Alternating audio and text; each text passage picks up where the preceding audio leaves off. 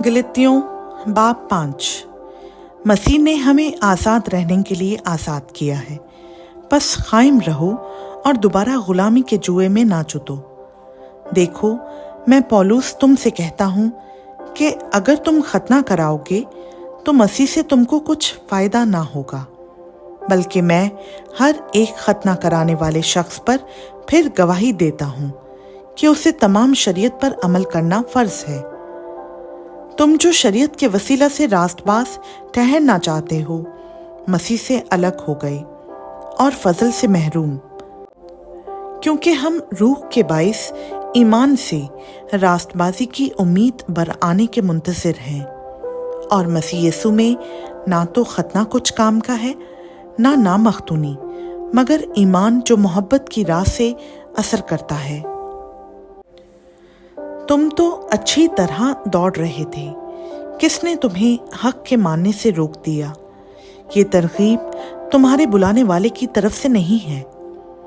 थोड़ा सा खमीर सारे गुंधे हुए आटे को खमीर कर देता है।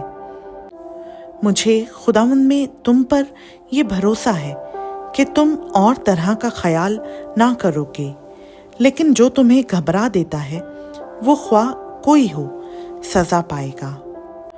और ए भाइयों, मैं अगर अब तक खतना की मुनादी करता हूँ तो अब तक सताया क्यों जाता हूँ?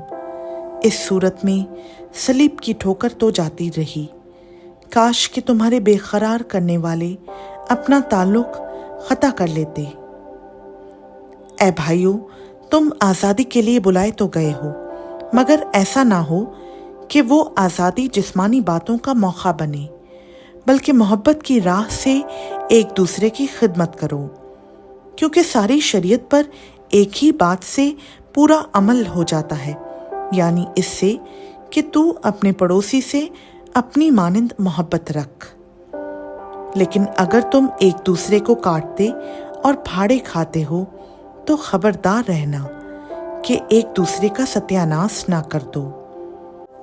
मगर मैं ये कहता हूँ कि रूह के मुआफिक चलो तो जिस्म की ख्वाहिश को हरगिज़ पूरा ना करोगे, क्योंकि जिस्म रूह के खिलाफ ख्वाहिश करता है और रूह जिस्म के खिलाफ, और ये एक दूसरे के मुखालिफ हैं, ताकि जो तुम चाहते हो वो ना करो। और अगर तुम रूह की हिदायत से चलते हो तो शरीयत के मातहत नहीं रहे। अब जिस्म के काम तो जाहिर हैं, यानी हरामकारी, नापाकी, शहवत परस्ती, बुत परस्ती, जादूगरी, अदावतें, झगड़ा, हसद, गुस्सा, तफरक़े, जुदाइयाँ, बिद्दतें, बुग़्ज़, नशाबाजी, नाच रंग और इनकी मानंद। इनकी बाबत तुम्हें पहले से कहे देता हूँ, जैसा कि पेशतर जिता चुका हूँ, कि ऐसे काम करने वाले खुदा की बादशाही के वारिस ना होंगे। मगर रूह का फल मोहब्बत, खुशी, इत्मीनान, तहम्मुल, मेहरबानी, नेकी, ईमानदारी, हिल्म, परहेज़गारी है। ऐसे कामों की कोई शरीयत मुखालिफ नहीं।